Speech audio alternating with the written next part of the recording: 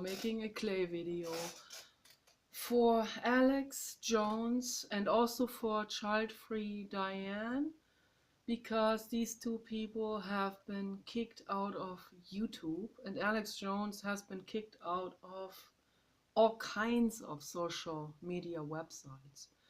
And that is that is extreme fascism, and it is extreme censorship. Okay, something that we all thought we were beyond, but it's happening. Okay, and people don't learn from history. People take sides, and then whatever their side is doing is always 100% okay, no matter how double standard it is. There are, and these two people, first of all, haven't said anything that I perceive in any way going against any kind of rule or regulation. So they just speak their minds. They are practicing their freedom of speech, which I thought we had in the world, right?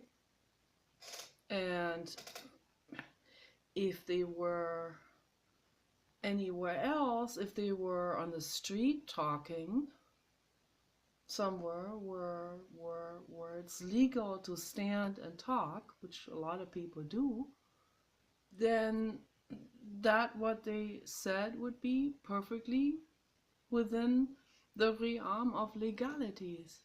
It would be legal, it would be okay, it would be, they're practicing their freedom of speech. But on the internet, suddenly the corporate agenda find their loopholes, how to slander these people, how to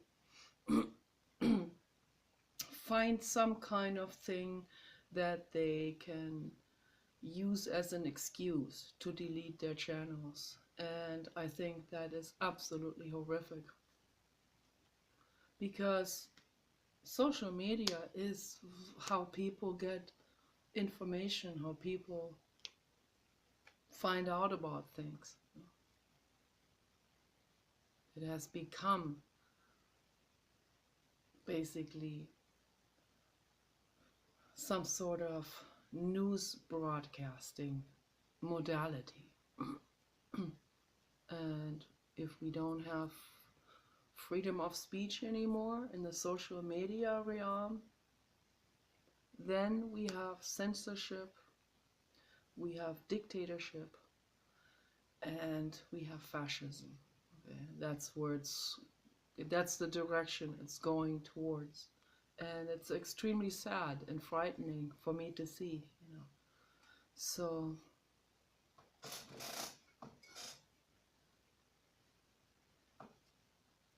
I don't know what to do other than to make my videos and show my appreciation for certain people, and to clear up some facts about things. Diane and Alex did not say anything that should be held against them. They're practicing their freedom of speech. And many other people do it too, and there are so many people on any of the social media websites, so many people that are expressing cruel views on things, extreme fascist views, extreme bias, extreme hate. They're hate mongering, they're biasing people, and they are not censored. They are not censored. That's Cenk Uygur. He said horrible things against animals, for example, and he's still there. So somehow that's accepted again by society. Makes me very sad. Makes me extremely sad and angry, and I don't know where this is heading towards. This kind of bias and fascism and ignorance and anti-education, anti-information spreading. Makes me very sad.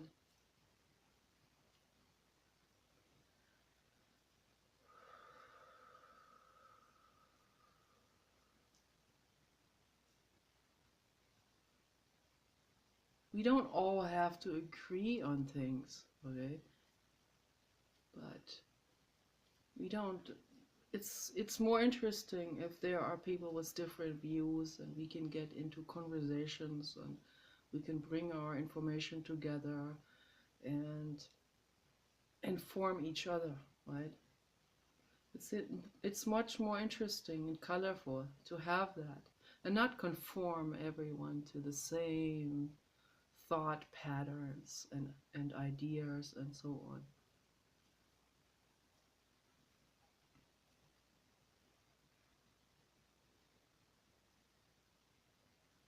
But obviously what's happening here is these people are definitely targeted by the corporate agenda. So that's what it is. And the corporate agenda they just they look for the excuses. They're just looking for excuses to get these people out of the social media world. That's what it is.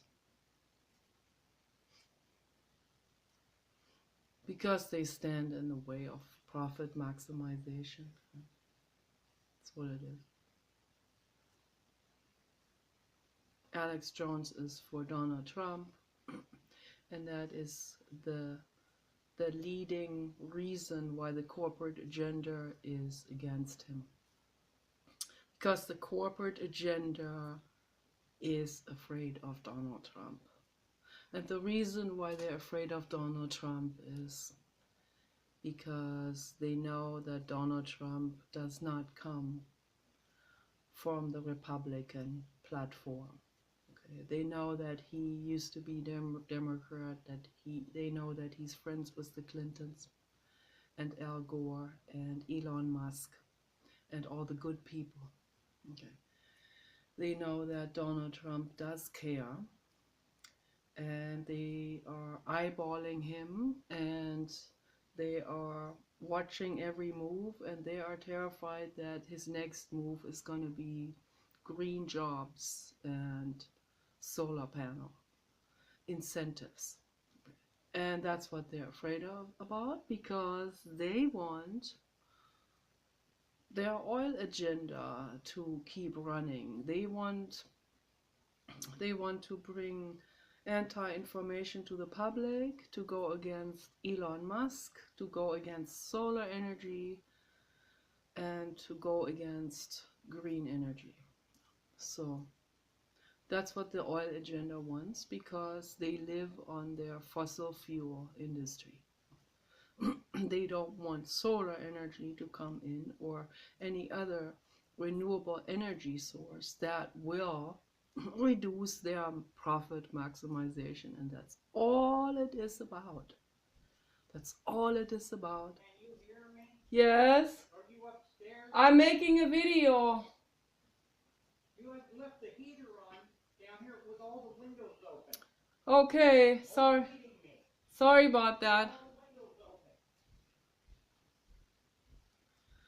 And that's my daily life. So I get scolded, like almost like non-stop all day long. But yeah, I wouldn't know where to go. I don't know where to go. Where would I go with my papa dog? Got nowhere else to go. But I try to make the best out of my life as best as I can. It would be better to live with people who don't scold me all the time, who talk to me in a more reasonable tone, and who are not so accusational and angry all the time. would be better, but this is what I have. This is the platform I have to live on. This is I have to make the best out of it as good as I can. So I chose this situation, sort of, you know.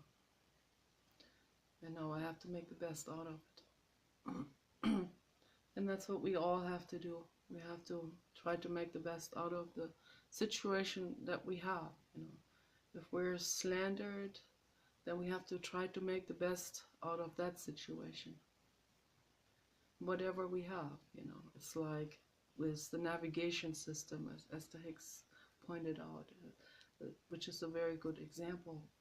The navigation system always says that at any point in time, you know, it's the philosophical message of the navigation system, at any point in time, you can do the best you can, the very best you can, in doing a U-turn. If you change your course, okay? So if you put in a different address that goes in the opposite direction, so then you can do the best you can at any given situation, even if it means a slight detour. But yeah, you can turn right or left or at the next traffic light, and then you can go down that street, and then at some point you can turn around this way, and then you end up on the freeway in the opposite direction. And that's kind of like what life is also all about. So it's what I'm trying to do in a huge detour in the situation that I have right now. Huge detour. The situation I have right now is light years better than it was in the past. Okay, and even more light years than it was when I was in high school in Germany. No comparison, and even more than before that. So huge incremental shifts in the way forward. Okay, but obviously it's not the ideal situation yet, but no, I'm doing the best I can to move to better and better living conditions and situations. So that's what I'm trying to do. I've encountered a lot of people that I can't trust, okay, and I don't know why that is. I guess there is a massive amount of people one can't trust. So then you end up rather isolated, which is a step in the direction of making life better, okay? And then you go from there and make it better and better and better, and maybe you will then eventually, as you move forward, you will also meet someone who might resonate on your wavelengths. And so that's what I have been doing. And there aren't very many people, obviously. Yeah. Merka and Koala Mama and Brian Hardy and Constanze and and another lady, animal rights lady, that sometimes writes, very sweet lady.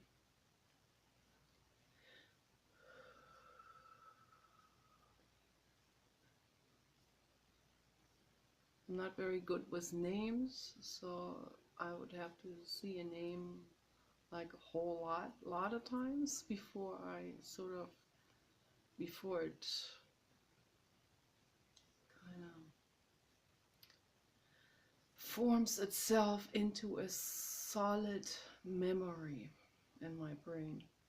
And names, because it's very difficult with names, because there are so many people with the same names, and then the names, they lose their significant character, because with all these different faces with the same names, and names are like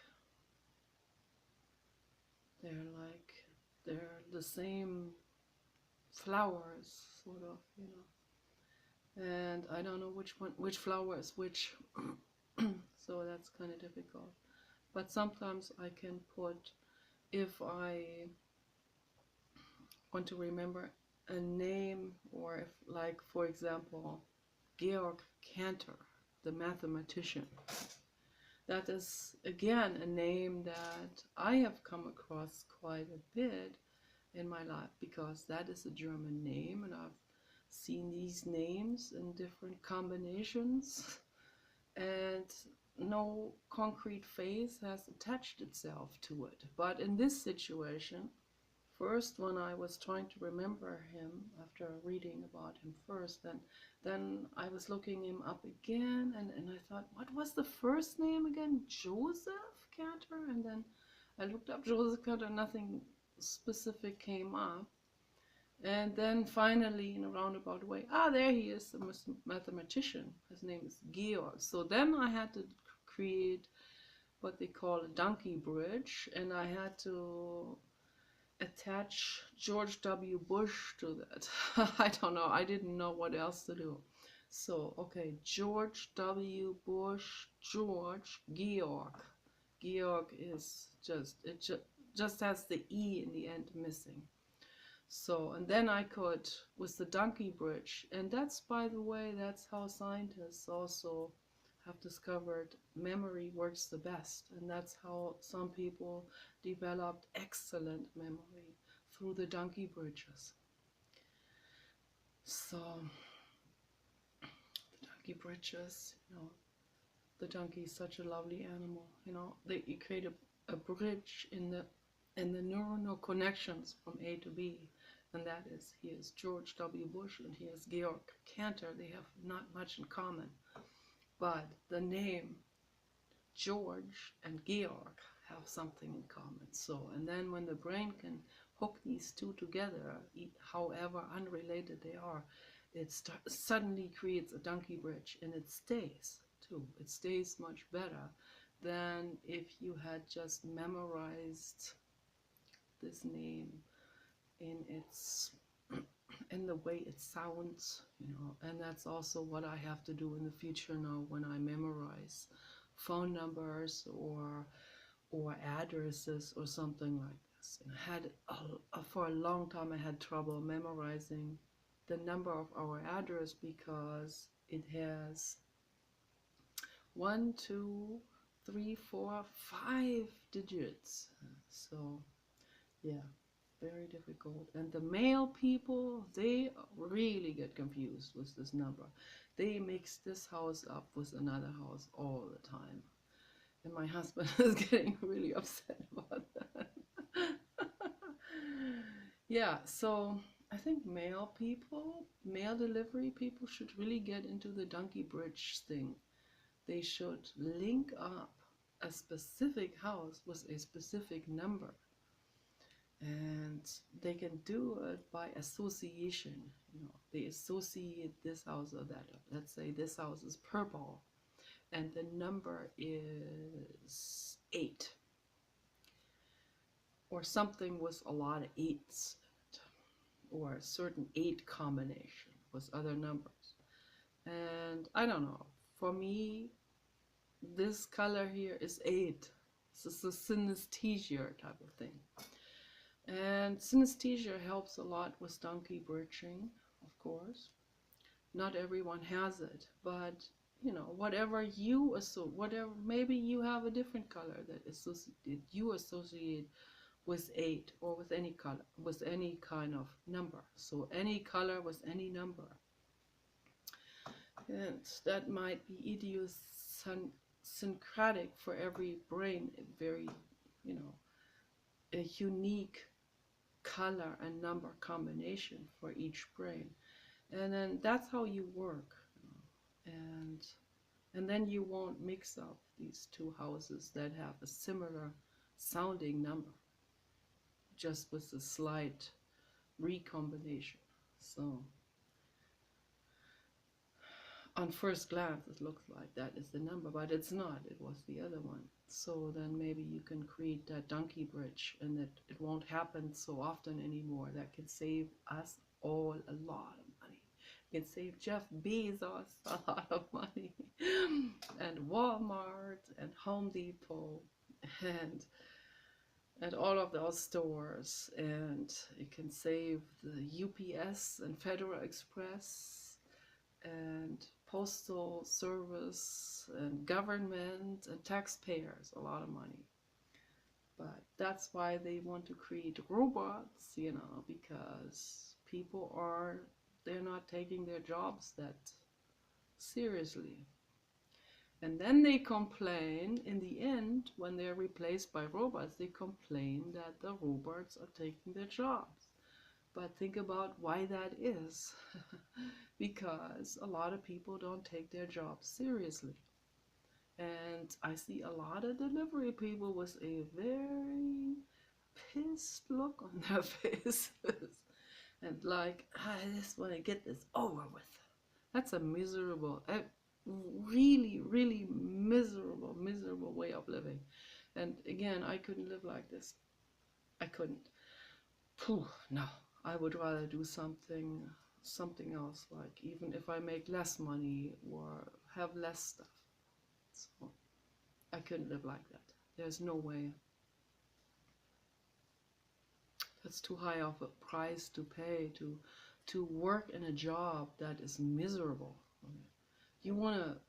If you work in a job that is kind of hard, then at least set yourself a goal, set yourself a plan on how long you're gonna pull this through before you get the next better job and the next better job, and gradually, slowly working your way forward and towards something that you enjoy doing. And always never lean back. Always, when you're at home, always research, and always reach out to other people and look for opportunities, and find connections, never give up, and find a way to, and even if it's just a thought net that you throw out there that hangs in the internet in form of blogs, a thought net, a thought fishing net. It's better than the real fishing nets. We want to get rid of the real fishing nets. We want to put out thought nets instead, and have a thought network that you created, that you throw out there, in form of different things that you put on the internet. Could be artwork, it could be a business, it could be a self-made newspaper, it could be videos, it could be written blogs, or books, whatever, so that you have a certain repertoire that maybe someone will come across and at some point latch on to it and say, hey, let's work together on this or that. So to have these opportunities out there, I think that's what the internet is for, to help us. And let's use the internet in that way, in a productive way, to make our lives better and to make the whole world better, a better place for all beings. That's what we should use the internet for, not for slandering other people, not for spreading hate and bias and turning people against one another, and the group thinking dynamic, the dualism and all of this. That's not what it's made for. Okay? So let's use this opportunity to share our thoughts on things and to practice our freedom of speech. I think this is so infinitely important, that we allow other people their freedom of speech. Bring Alex Jones back, okay? That's my appeal to YouTube and Twitter and Facebook and any of the other social media websites that he may have been on. Bring him back, okay? Bring Diane back. Okay, don't censor people. Okay? We can't do that anymore. Okay? We want to be more progressive than that now. Okay, so let's be more progressive. Let's be more tolerant. That is my appeal to the world, and I don't know what else to do. That's all I can do here with this video. That's my petition, not to censor anyone.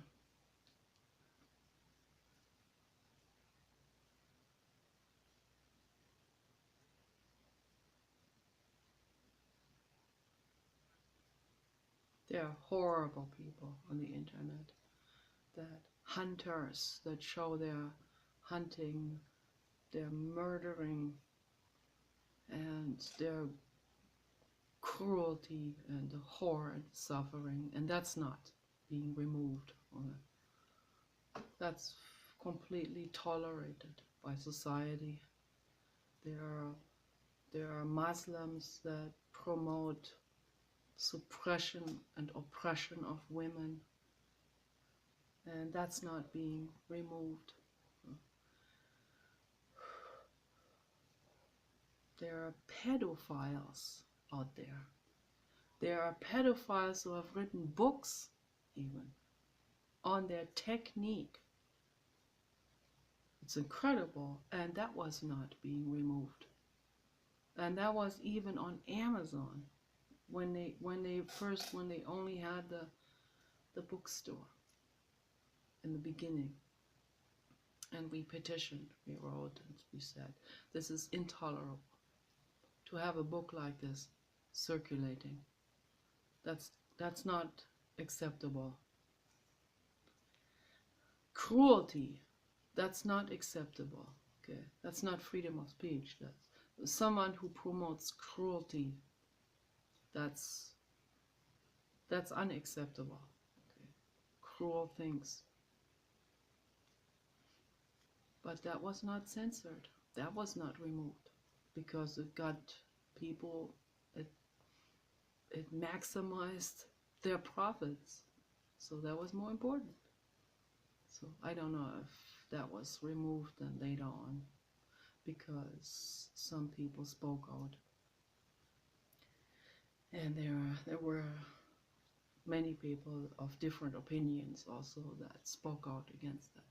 So thank goodness. I don't know what happened then with that pedophile book, but that's pretty awful if that's accepted, and then someone like Diane and Alex, they're being kicked out for ridiculous reasons, for ridiculous excuses. And they haven't promoted violence and cruelty. Quite the opposite. And that's what I see a lot, is the people who actually promote kindness and love that seem to be hated the most and slandered the most. Because love and kindness goes together with reducing profit maximization of those companies who exploit naturally, right? So we want to make the world a better place. We promote kindness and love, okay, which means we are bringing awareness about the cruel baby seal slaughter, for example, or the cruel gestation crates that pigs are made to live in, and many other things, okay? So we bring awareness. That means people will stop buying these products that are based on the cruelty. That means the corporations who exploit will make less money. So therefore they hate us.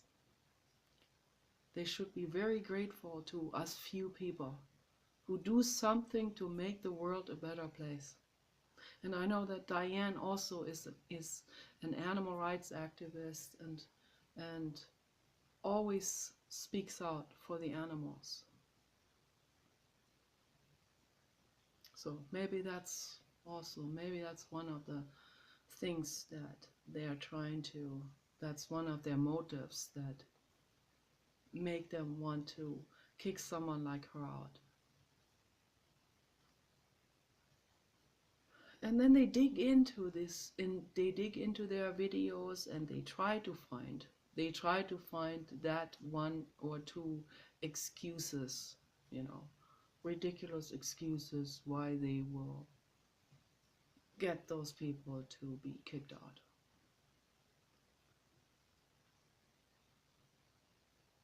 They did it to Paul Watson in 2012. It was really scary. Was that? It was so scary. I was terrified. It really, really got to me because I love Paul Watson so much. He's the #1 animal rescuer in the world. What he has done, the way he has put his body over the baby seals to protect them. He used his own body as a living shield. He got beaten by those haka pigs. He almost bled to death. But he was willing to do that, to protect the baby seals. That, to me, that's a God level soul. And the Costa Ricans, they wanted to get him to be arrested. They figured out some kind of ridiculous excuse with which they were seeking the German government to expedite him to Costa Rica, and then he would have been brought to Japan, where they would have locked him up. And there's no telling what they would have done there, because the Japanese government is siding with the Japanese whale hunters, and the Japanese people don't even eat whale meat, most of them. I don't know why this industry is kept alive. It makes no sense to me at all, the horror that is done in Japan. Why is Japan staining themselves with these things worldwide when they initially had such a good reputation with their products and everything? These things, the whale hunt and the dolphin hunt, the dolphin butchering in the cove, and all of these things that are done by Japanese fisher people, and that backed up by the Japanese government. I've written many letters to Shinzo Abe in these regards.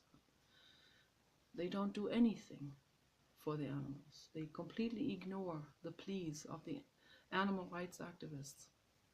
They don't even want to allow animal rights activists into their country anymore.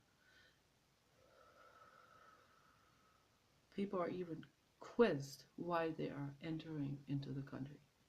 They'll have to say, I'm just coming here as a tourist, in order to at all go over to the cove and film from a distance and protest against what's going on there. Dolphins being held indefinitely in the dolphin museum's small pools in Taiji. It's extreme cruelty. These animals need to swim for hundreds of miles on high speed in order to stay healthy. That's like boxing a person up into a closet for 10, 20 years. It's incredible, incredible cruelty. And I can't take it. I can't stand it. So I speak out against it. I do what I can. I write letters.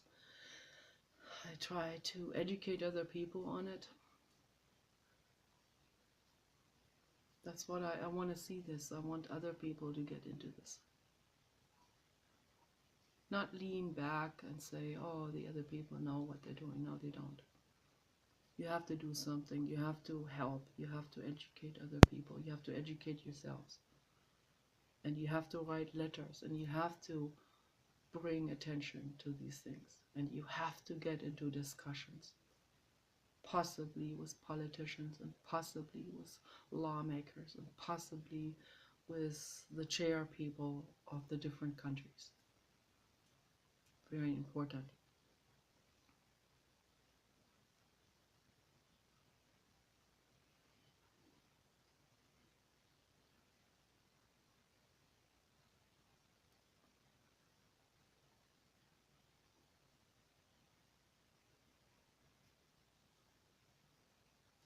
And the more people find out about these things,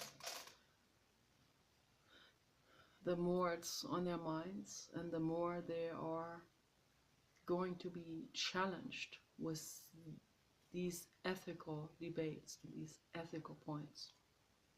And the more they're going to be thinking about it and asking themselves, can I live with that situation? Can I just lean back and live with that situation? No. If you care, you can't.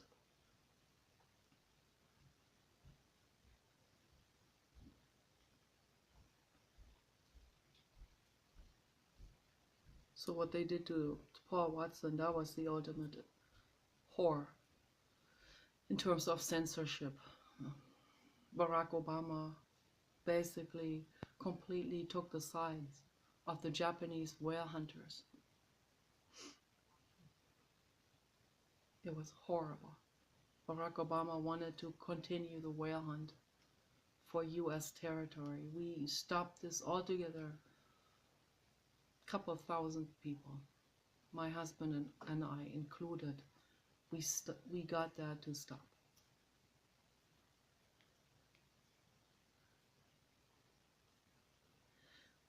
So the decision was made at the Whaling Commission Summit in Morocco that there cannot be any whale hunting within US territory. So that was one thing, one good thing that came out of this. And that made all of our work, you know, we each person held a whale event along the coast.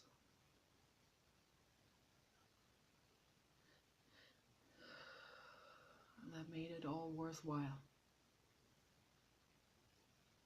And sometimes it is Herculean work for just a little movement forward, but it's worth it. It absolutely is worth it. That's what I live for, because otherwise I can't stand it. I see the atrocities out there happening, and there's no way I can blindfold myself and lean back and say, oh, let the authorities do it. No, there's no way I can do it. Because I see what the authorities, or so-called authorities, see what they're doing.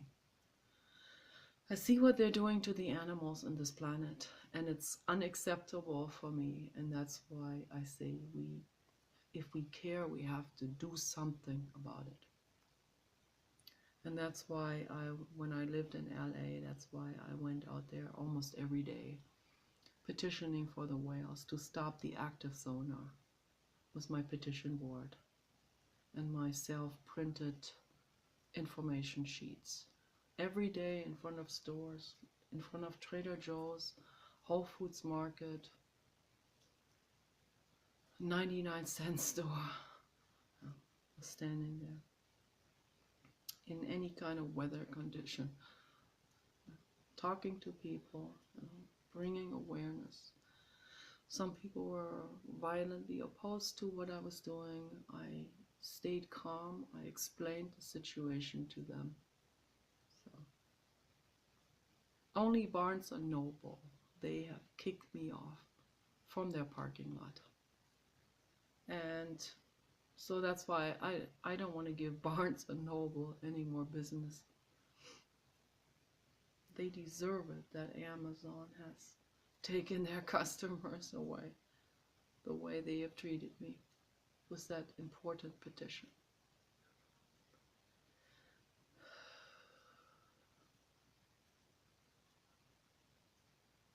I only support ethical companies.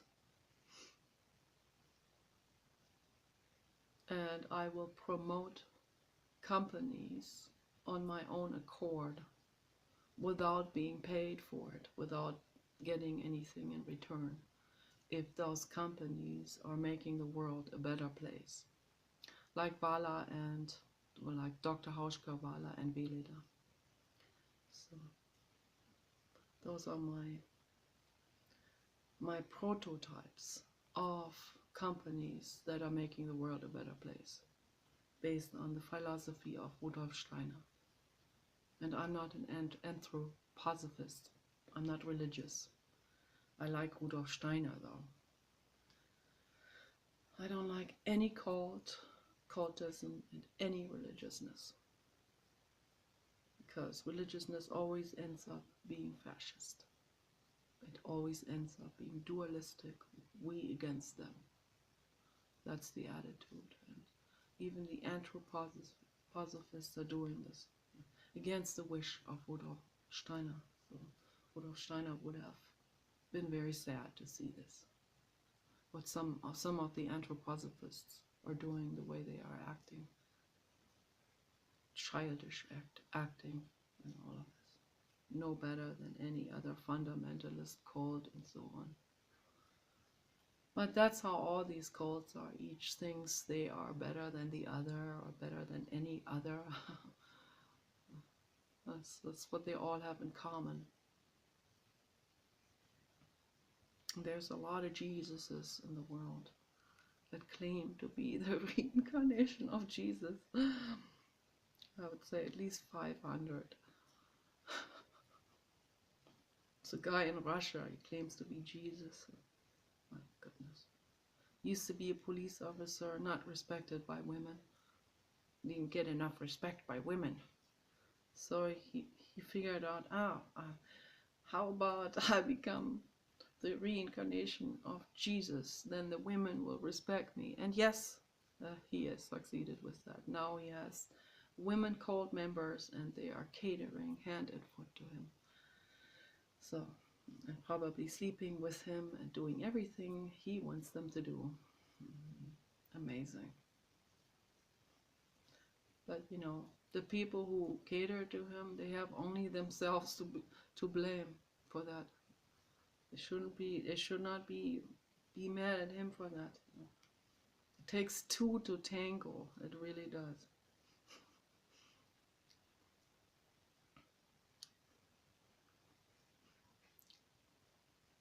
That's why I don't tango with anyone anymore. I only tango with my art.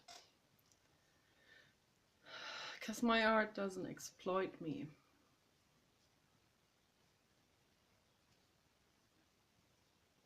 It feels good.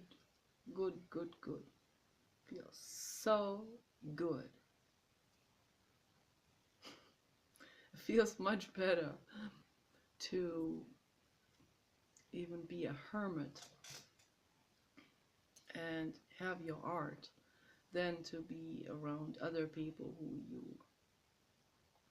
think you need to adjust to, or you need to trim your wings to fit in, and all of this.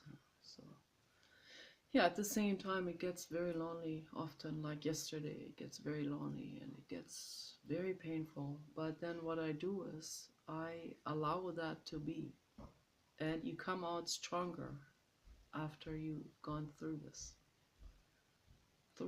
suffering. The suffering can last for a day, can last for weeks, you know, and intermittent intervals coming and going. But when you do nothing against it, when you're not in resistance to it, then you go through it and you come out stronger. 100%. It's when you are in resistance, like I said last night, when you are in resistance to it, that's the depression, that's the agony, that's the hell, to be in resistance to something. like, you know, the trolls bullying people. That's a state of resistance. To try to make someone else's life miserable, to hurt someone's feeling. That's a state of misery to do this. That's real hell and suffering. That's torture. They hurt other people because they are in a state of torture themselves. My husband's probably not going to agree with. I had a long conversation with him earlier today. I cried also because he has a very extremely negative worldview. Extremely negative. Much more negative than any nihilist. The most extreme negative view, and it's very painful to be with someone who is that negative. Very, very painful, particularly if you know that negativity isn't going anywhere. So very difficult. But again, this is my school. This is kind of what I chose. I chose this school, and it is a long school. It spans more than 20 years and maybe more. And this is what I think I need to go through in order to learn, in order to proceed forward. These discussions, this grinding mindset that he has, and not to be in resistance towards him. And I was earlier, and then I realized I was in resistance. Then I started to cry for many different reasons, noticing that I was in resistance, also helplessness, also anger towards him, and also a feeling of helplessness. Why is he so negative? But I went through it, you know. I'm going through it.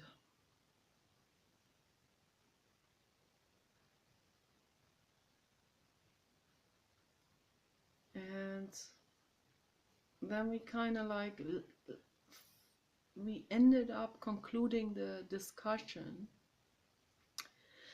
sort of in an open-ended way, where I just have to say, okay, this is how he feels, this is where he is, okay, this is what he thinks, this is what appears extremely real to him. To him, what's extremely real to him is that people are no damn good. This is his scientific explanation. Yeah, people are no damn good. And what he also used to always say to me, you and your grandfather, you had a personality conflict. That was his scientific explanation to